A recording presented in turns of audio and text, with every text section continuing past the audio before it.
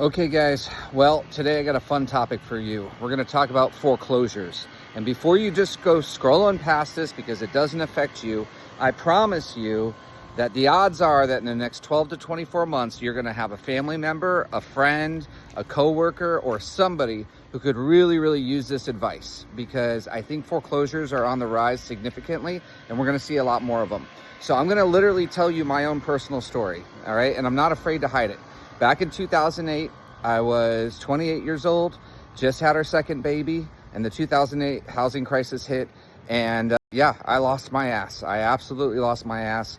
I ended up having to let a house go, but frankly, it was probably one of the best choices I made. And so I'm making this video for anybody who is in a housing expense situation that honestly you feel like you can no longer afford. And I want to walk you through all the steps that you should take to help yourself, diminish the pain as much as humanly possible, and come out of this as good as you possibly can. All right, so first step number one. So you're really struggling with your housing payment. You don't know that you can afford your house anymore. Maybe you're already late on your mortgage. All right, well, the first thing we need to identify is it a budget issue, or is it really that you just can't afford the house that you currently own any longer? All right, so my suggestion would be to go on ChatGPT to start off with and put in this exact prompt. Put in that I'm in a serious financial trouble right now. Please ask me questions one by one to help me determine the best course of action. Make sure you say questions one by one. Otherwise, they're going to ask you all these questions at once. You want questions one by one to determine the best course of action so that I can either, retain my house or let my house go, et cetera, et cetera. Now, here's the first thing I would say is if you are already late on your mortgage and you don't have a clear path to catching back up, okay? Like you're not going to get some large sum of money, or your family's not going to bail you out. You're on your own and you really don't see a clear path. The first thing you want to do is call your lender and see if there's anything they're willing to do. Are they willing to, maybe move your mortgage payments to the end of the loan or restructure your loan for you or something like that? I will tell you this, okay? Since COVID, everybody got a pass during that period of time. Lenders are not super excited to help people out who are behind on their mortgages right now, okay? So you could certainly try, but it may or may not go your way. All right, so the next step is you need to find a realtor. And I'm not talking about your Aunt Betty who got her license to sell real estate 5 years ago and she's only sold one property ever and it happened to be her own home, okay? I'm talking a true professional agent who knows their crap. All right, so this is somebody who's been around for a while, who's handled what they call short sales. Make sure you ask, have you closed short sale transactions before? Have you closed foreclosures before? Have you helped people through these situations? Ask them those questions, okay? And if they're honest and they're like, no, I've never done that type of stuff, keep calling until you find somebody else, or call my office, okay? And I will direct you to somebody in the North Central Florida market that I know has the experience to help you. Now, the first thing we need to figure out, number one, is there equity in the house, okay? Meaning, is it worth more than what you owe on it, okay? And so if it is worth more than what you owe on it, you need to decide quickly to get your house on the market. Aggressively price it. Don't try to get rich off this thing. The thing we're trying to avoid is a foreclosure on your record. We're not trying to put a bunch of money in your pocket, okay? We're trying to get the house sold as fast as humanly possible. And in this market, you need to price the house aggressively to get it sold that quick. So you might walk away with some money, but you're not going to, hit the lottery here, okay? So find an aggressive agent. They're going to put the house on the market at a very aggressive price to get it moved quickly, because once you are late on the mortgage, the clock has started ticking, okay? So once you go about 90 days late, they've already started foreclosure proceedings on you, and then they're going to auction the house off. So from the time you've missed your first mortgage to the time they're probably auctioning off your house is about 6 months. So you've got about 6 months to figure this out and get your house sold and get out of there, so that way you don't have a foreclosure on your record. Okay, number two, now let's say you're past that point, all right? You're already, let's say 30, 60, 90 days late and you can't catch up. The next best option is a short sale, okay? A short sale is where a good realtor who knows what their stuff is going to help you and contact your lender, and they are going to help negotiate a short sale. Because here's the thing, the banks don't really want to have to foreclose on you. It costs them a bunch of money in attorney's fees and court fees and all this other stuff. So they'd rather just allow you to short sale most of the time.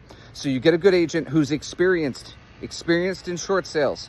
They're going to help you through that process. If they're not experienced in short sales, please don't work with them, okay? You need to find somebody who knows what they're doing.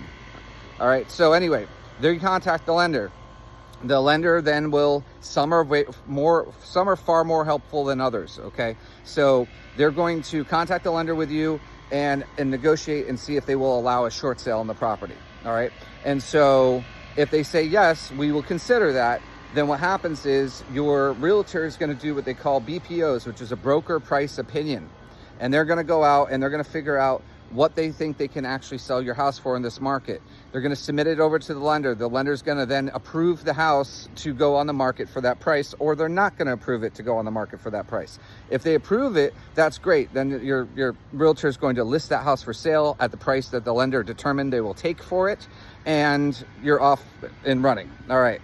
Now, let's say that they don't entertain that, or maybe you're past the point of a short sale. First of all, just so you know, they will not allow a short sale until you're late on your mortgage. So this is not highly recommended to go late just to short sale your house, okay? If you have no other option and you're gonna be late because you just can't afford it, that's when you go through this, okay? So anyway, the next best option, if the lender will not allow a short sale, is what they call a deed in lieu of foreclosure. What's a deed in lieu of foreclosure? That's where you sign over to the deed to the house so they don't have to go through the foreclosure proceedings, and that way they can just take over ownership and they can market it and they can sell it on their own. Now, they used to have something back in the day called cash for keys, and that's where, in order to avoid foreclosure, they would actually pay you maybe 5 or 10 grand to sign the deed over to them so they could avoid the foreclosure process. I don't know if lenders are doing that all that often right now, but that is something you can certainly ask for. You know, like my mom used to say, if you don't ask, the answer is always no, so you might as well ask. Okay, and then finally, the last and worst thing that can happen is an actual foreclosure.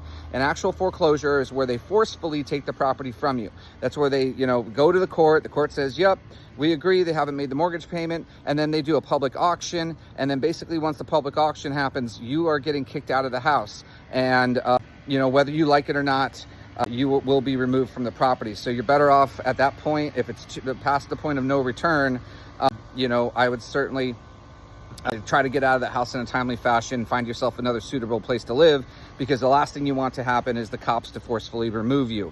All right. I rarely ever see that because they give you a ton, and I mean a ton of notification about this. Now, the other piece of this, if you're in such a bad financial predicament that you're going to lose your house, I would immediately go seek bankruptcy counsel, okay? Go to a bankruptcy attorney and have them look over your situation. Now, there's 2 ways you can file bankruptcy.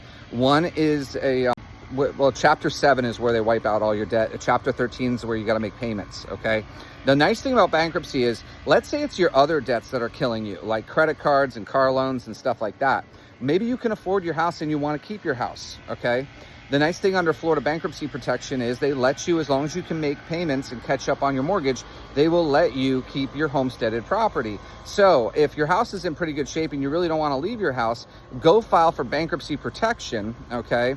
And you can wipe out all your credit card debt potentially, get rid of cars that you can't afford, and potentially keep your house if that's what you want to do. But I will say this, if you're severely underwater on the property, I would consider letting the house go under the bankruptcy protection, because the nice thing about that is that keeps the banks from being able to come back and sue you for their losses. So let me give you the last little piece of advice here, okay? Let's say you owe $200,000 on your house and they sell it for only $150,000 plus their attorney's fees are another $10,000, okay? The bank can come after you legally and put a judgment against you for the difference of what they sold the house for and what you actually owed. All right. Now, you didn't see a lot of banks doing this during the last foreclosure crisis back in 2008 because there was so much federal assistance out there that basically the Fed said to them, hey, listen, we're going to bail you out and help us get out of here, but you're not going to come back after all these homeowners and try to sue them for the balances. And so that was kind of the agreement that was made back in 2008. Well, that agreement's not there right now. All right. So if you end up getting a foreclosure on you, they likely could actually sue you for the difference between what they got for the house and what you owed, in which case you would then have a judgment against you and you'd have to figure something out with that.